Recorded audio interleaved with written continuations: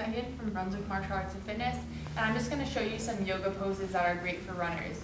So there are a couple things that are common with runners. Runners are very injury prone, so I'll show you one pose that'll help combat some of those injuries. And then oftentimes runners are tight because it's easy to get out there and run, but sometimes I'm a runner myself and we neglect the rehab process after. So the first pose I'm going to show you is a balance. And it's not like an official pose, but it's really great for activating these muscles on the side of your legs called the abductors, which often get weak and can lead to a lot of running injuries. So you can start off, bring your hands to your hips. You're going to take a single leg stance, bring your left foot down, right leg in front, arms out in front, draw your shoulders back, and just sit back like you're sitting in a chair. That's a little bit too far. So although this pose may look easy, it's pretty challenging. You want to make sure this standing leg, the knee is in line with your foot. There's a tendency for this knee to swing inward, and you're trying to strengthen these outer muscles. So really press that knee out. Hold here. We'll hold for a couple breaths. You could go a little lower once you're starting to get some balance, and then come back up to standing. Good, so we'll do the other side. So shift the weight into your right leg. Bring your left leg in front, arms out in front, draw your shoulders back, and then sit back like you're sitting in a chair just a little bit too far. And same thing, this knee is in line with your toes. This foot is flexed in front. And again, you're working on strengthening these outer leg muscles to combat injury. So we'll hold for a couple more breaths.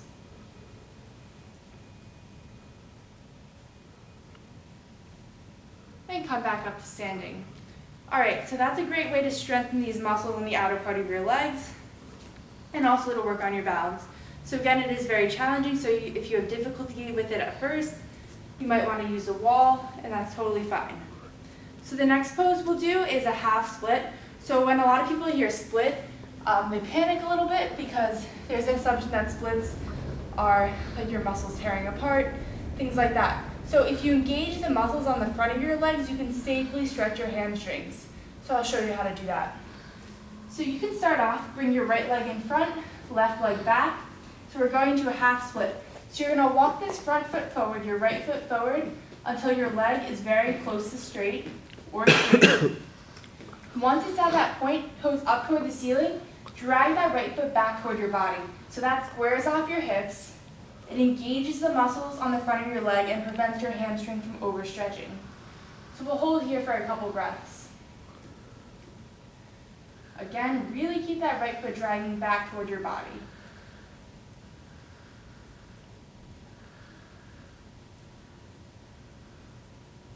Couple breaths here. You can even lengthen out your chest on an inhale and try to bend your elbows a little deeper, bringing that chest closer to your thigh on an exhale.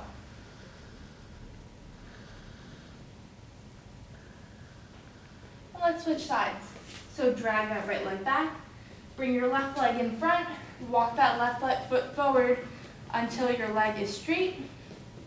And once it's at that point, toes up toward the ceiling, drag that foot back toward your body, which squares off your hips, engages the quadriceps muscles, the muscles on the front of your leg, and protects your hamstring from overstretching. So drag that foot back.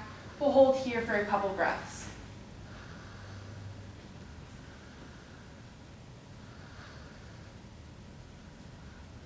If you find that this is uncomfortable for your back, if you feel more comfortable being up a little higher, feel free to take blocks and get your upper body up a little bit higher.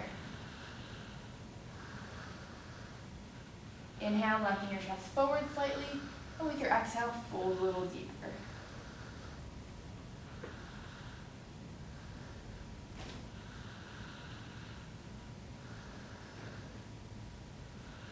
And then bring that left foot back. So the final pose I'll show you is one of the fundamental poses in a lot of yoga practices. It's downward facing dog. When done properly, it can be a great way to stretch out the entire back of the legs while also working the upper body, which gets neglected sometimes in runners. So you'll start off, knees bent. Start off with a good foundation in the hands. So creases of your wrists line up with the outer edges of your shoulders. Fingertips press down, knuckles press down. Your fingers are spread nice and wide. Pointer fingers point straight forward. Draw your shoulder blades close together. Look in between your hands. Take your knees one step back and angle back. So you're pushing into the mat here like you're trying to push out the mat from under you. That is engaging the muscle of your arms. The creases of your wrists of your elbows turn toward each other. Inhale, lift your knees 6 inches off the mat. Take your sit bones up toward the ceiling, really press into that mat, press your hips back. With your exhale, straighten your legs, heels come in the direction toward the floor. Press back, downward facing dog. So important things here. You want your gaze to be in between your hands to keep a natural curve in your neck. Shoulder blades are close on your back. You lift from the top of your arm bones, squeeze those shoulder blades together. That puts your arms in a great position for strengthening. Press back from those inner thighs, heels go in the direction toward the floor, but don't have to touch the floor. We'll hold for a couple breaths.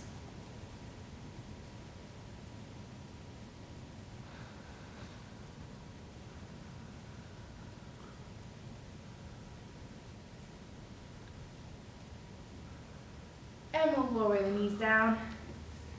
And that's it. So those are just a couple poses that you can do to help keep yourself injury-free as a runner.